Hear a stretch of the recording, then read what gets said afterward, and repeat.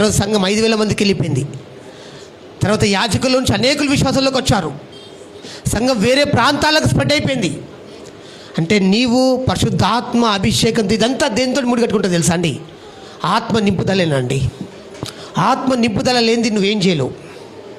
ఆత్మ నింపుదల ద్వారానే. ఆత్మ నింపుదల చాలా ప్రాముఖ్యం. అందుకే చూడండి, యేసు ప్రభు ఈ భూలోకానికి వచ్చినప్పుడు ఆయన బ్యాప్టిజం తీసుకున్న తర్వాత జరిగిన విషయం ఏంటిది? ఏం జరిగింది? యేసు ప్రభు బ్యాప్టిజం తీసుకున్న తర్వాత చెప్తారు ఎవరన్నా?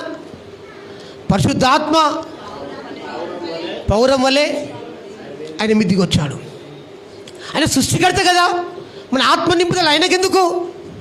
మనందరూ నీతి యావత్ ఈ విధంగా నెరవేర్చబడాలని ఆయన మొదటగా మన కొరకు మాదిరిగా చూపించిపోయాడు ఆయన. అందుకే పరిశుద్ధాత్మ నింపుదల చాలా ప్రాముఖ్యం.